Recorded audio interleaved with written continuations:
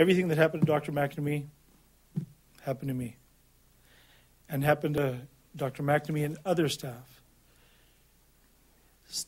Those administrators and healthcare staff who stood up for patients were basically escorted to the curb by security guards with a notice not to trespass.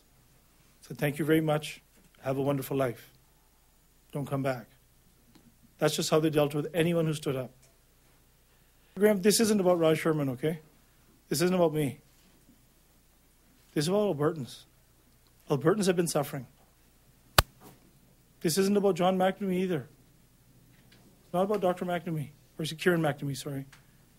It's about Albertans who are suffering, and about the 100,000 fantastic frontline healthcare workers who every day, 24 hours a day, go to care for Albertans who are suffering. And they're demoralized. Their morale is at 25% for doctors, 36% for all other healthcare staff, including nurses. They're demoralized, and they feel powerless and speechless. If they speak up, they will be punished, and punished severely. What they did to me in September or November is just to make an example out of caucus or of any healthcare worker. Just think about it. We do this to Raj, who's a legislator. Guess what we're going to do to you?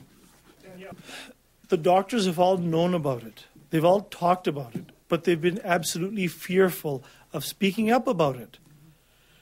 I didn't even know, on your report, that Dr. McNamee had actually presented to government caucus.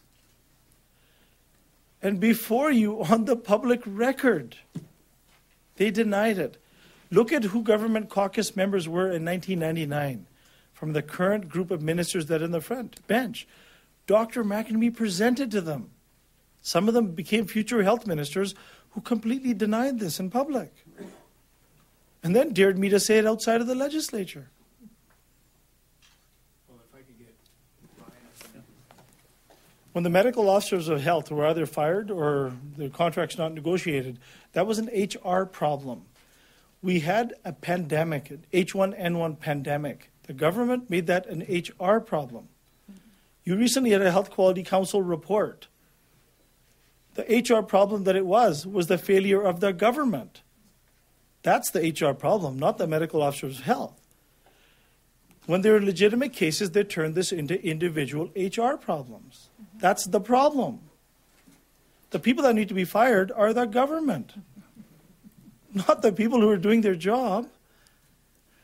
Look, just look at recent, one second, Brian. Look at the recent evidence.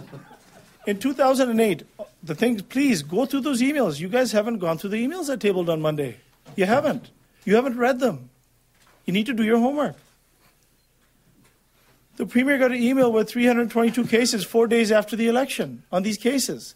And they had them way before then. His first course of action took immediate action, bring in Ron Leipert and bring in the Code of Conduct. That was the first immediate action to remedy the problem. Bring in the Code of Conduct and Ron Leipert to silence staff. Dr. Duckett removed the Code of Conduct. And that poor man got the blame for all this. That's the HR problem. That's Premier's office. They're the people that need to be removed. To be honest, there's a lot more to come between 1995 and 2011. This is the tip of the iceberg. This was just a small little piece of a very big puzzle. And, I never thought in my life that elected representatives would be my best friends and my physician colleagues would chuck me under the truck. You can quote me on that. The college registrar shows up with a psychiatrist to my constituency office. I'm a legislator. What is that? Based on no patient complaint.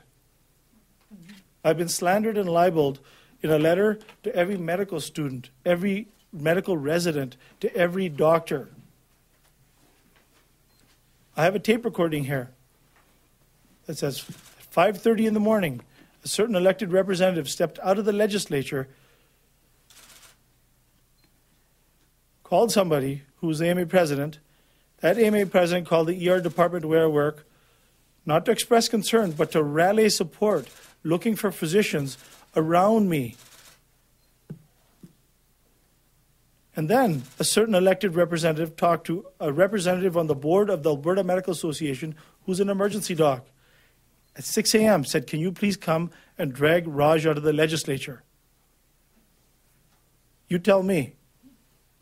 There are 30 other people in the legislature, including the Sergeant of Arms and Dr. David Swan. The only thing crazy was this, me believing that I could actually make a difference running for the PC party. And that's why I said on the public record, this government is a danger to itself. It's a danger to Albertans. People are suffering and they're dying. That would qualify under the Mental Health Act to certify them to Alberta Hospital Edmonton. But guess what? There are no beds.